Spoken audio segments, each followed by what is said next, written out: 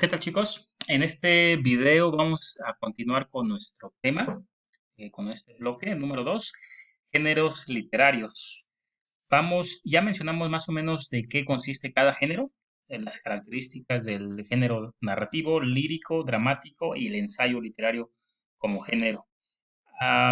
Vamos a entrar de lleno al primero de los géneros y los subgéneros que pertenecen a este género principal, que son los subgéneros narrativos. Vamos a partir de lo primero que mencionábamos. Los géneros narrativos se caracterizan por tener un narrador que cuenta o relata una historia. Generalmente, pues para esta historia, pues hay acciones y hay personajes, o hay personajes que realizan estas acciones. Así de simple, ese es el género narrativo. Pero dentro del género narrativo hay subgéneros. Estos subgéneros los voy a enlistar enseguida. Es el mito, la leyenda, la epopeya, la fábula, el cuento y por último la novela. Y vamos a entrar a cada uno de ellos, cuáles son sus características. El primero de ellos es el mito. El mito, de hecho, lo usamos a veces como referencia para decir que algo es mentira. Ah, eso es un mito. Pero el mito como subgénero literario, subgénero narrativo, se define como un relato tradicional que tiene que ver con acontecimientos del pasado, principalmente de pasados remotos, o sea, incluso antes de la creación, antes de que existieran todas las cosas. Normalmente se usa para explicar el origen de las cosas. Un ejemplo, el Génesis en la Biblia narra cómo se creó todo y en los principios todo se originó. No solamente en la Biblia, sino en otras culturas o otras religiones, se narra cómo se inventó algo, cómo se descubrió el fuego, cuál fue la primera vez que llovió. Entonces, el mito hace estos relatos de acontecimientos muy, muy antiguos, incluso antes de la humanidad. Por lo mismo, mantiene una estrecha relación entre lo que es el mito y la religión o las religiones de diversos países, diversas culturas, por lo mismo que intenta explicar cosas que se desconocen a través de la escritura, a través de la historia o a través de la ciencia. Entonces hay una estrecha relación entre el mito y la religión o las religiones. El mito también forma parte de la memoria colectiva de los pueblos. ¿Esto qué quiere decir? En la mayoría de los pueblos, cualquier cultura tiene mitos que explican muchas cosas y estas provienen de la tradición oral. ¿Qué quiere decir eso de tradición oral? Se han ido contando año tras año, generación tras generación y tienen algunos cientos o algunos siglos, algunos tienen siglos de que se narra y se cuenta. Entonces, hasta el día de hoy se conservan esos mitos. Algunos, les digo, se consideran, para algunos es algo sagrado, que es real, aunque no hay forma de demostrarlo. Un ejemplo, los cristianos, o como cada uno de nosotros, creemos en la creación. En el principio creó los cielos y la tierra, Adán y Eva, y para nosotros es real, es sagrado.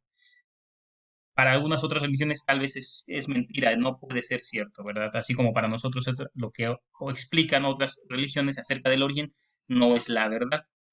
Pero generalmente hay esta relación, les digo nuevamente, esta relación estrecha entre el mito y la religión. Eso es el mito. La leyenda se parece un poco, sin embargo, en la leyenda suele haber hechos históricos que efectivamente ocurrieron, hay un registro, hay una evidencia, pero estos hechos históricos se mezclan con elementos fantásticos.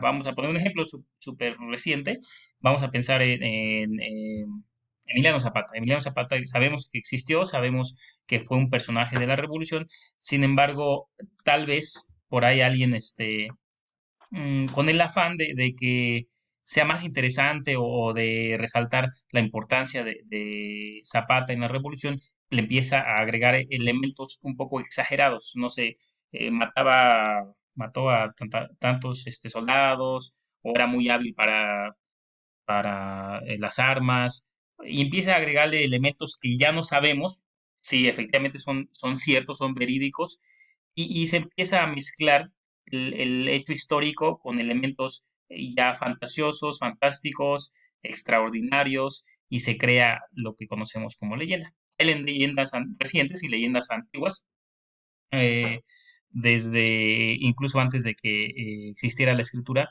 y también se ha ido transfiriendo a través de la tradición oral, a través de boca en boca y generación tras generación.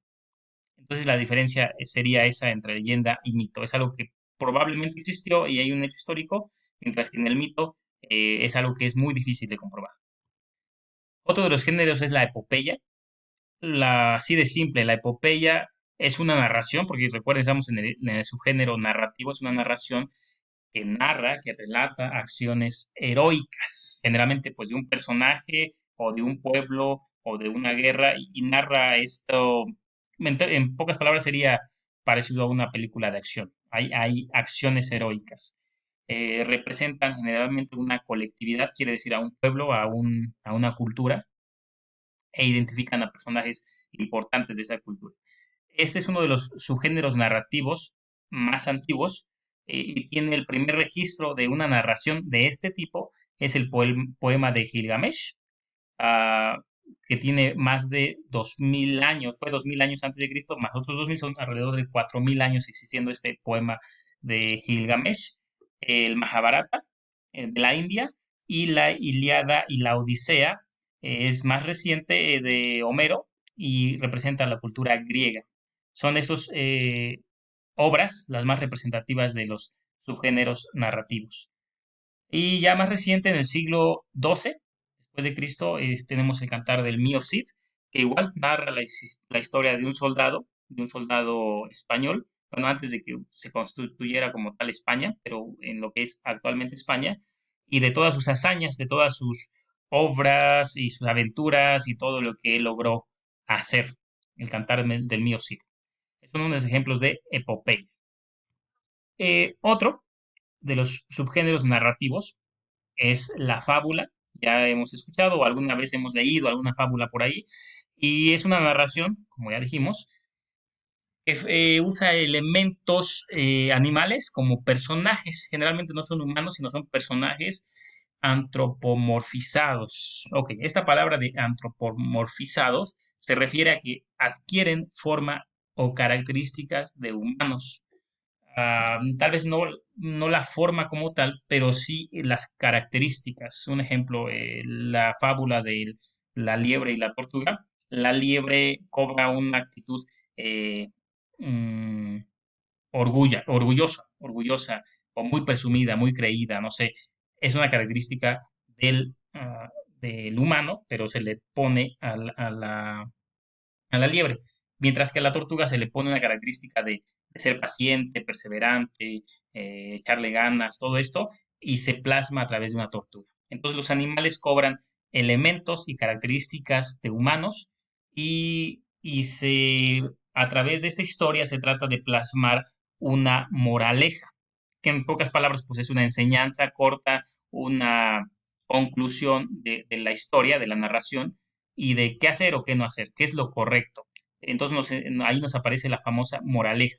En la fábula es donde empieza a ocurrir esto. Y generalmente pues, la moraleja tiene que ver pues, con la cultura de una época en particular, o de un país o de un lugar, y transmite a través de la moraleja, podemos ver qué tipo de sociedad era la que desarrolló esta fábula. Si era una sociedad conservadora, una sociedad muy abierta, una sociedad muy religiosa. A través de la moraleja que encontramos en la fábula podemos darnos cuenta de qué tipo de cultura es quien escribe esta narración. Otra característica que tiene es que es breve, es sumamente breve en comparación con otros subgéneros narrativos, es corta. Ok, otro de los subgéneros, los dos últimos que vamos a ver, se parecen mucho, que es el cuento y la novela, y se caracterizan, son muy, muy parecidos. Hay una línea muy delgada entre una y otra, pero hay cosas que podemos identificar, qué es lo que lo diferencia. Primero que nada, el cuento es una narración breve, nuevamente es una narración, pero es corta. Los personajes son limitados, no hay muchísimos personajes, hay personajes solamente los necesarios. Como por ahí dicen, se pueden contar con la palma de una mano. Entonces son pocos los personajes, solamente los necesarios. Y el tema es solo un tema. Toda la narración gira en torno, perdón, toda la narración gira en torno a un solo tema, sin desviarse. Es breve entonces. Mientras que la novela hay un contraste, mientras que el cuento es corto, la novela es una narración que no tiene límite de extensión, puede ser una novela muy larga, una narración muy extensa, y por lo mismo que es más extensa, tanto los personajes como la ambientación, la escena y todo esto, se puede caracterizar más, se puede describir más. Hay novelas donde para describir un camino dedica una o dos cuartillas para solamente describir un camino. Describe las piedras, los árboles, el aire, todo lo puede describir porque la novela se presta para esta caracterización. Igual a los personajes se puede describir de pies a cabezas, cómo es físicamente, cómo es emocionalmente, todo, porque la novela nos da esa facilidad de que es más extensa. Ok, por lo mismo también tiene que ver un tema principal, hay un tema principal, sin embargo hay subtemas o partes donde el narrador, el autor puede divagar un poco sobre otros temas o sobre otros personajes. Ah, esto no solamente porque se le antoje, sino con un fin. Generalmente, al ser más extensa, nos invita a crear una reflexión, a pensar un poco en la narración, qué nos transmite, qué valores trata de exaltar, o qué valores trata o qué vicios trata de reprobar. Aquí quisiera regresar un poco al cuento. Ya dijimos que era una narración breve, pero el cuento ya recientemente se ha enfocado también a esta parte que tiene, antes tenía solamente la novela, era generar reflexiones. Si recuerdan, ahora que leímos el pequeño cuento en clase, que se llamaba Espiral, aunque es sumamente breve, nos genera una reflexión y nos deja pensando qué pasó con este personaje, por qué daba estas vueltas y qué trata de decirnos. Entonces, esos son los géneros, subgéneros literarios, chicos. Los vuelvo a repetir, está la novela, el cuento, la fábula, la epopeya, la leyenda y el mito. Muy bien, chicos. Esos fueron los subgéneros narrativos. Entonces, espero les sirva este video. Recuerden verlos las veces que sea necesario, perdón. Y en la parte de abajo de este video van a encontrar el enlace. En la parte de la descripción del video van a encontrar el enlace para la pregunta, para poder checar quiénes han podido acceder al video y verlo y entenderlo. Muy bien, chicos, les mando saludos, se cuidan mucho.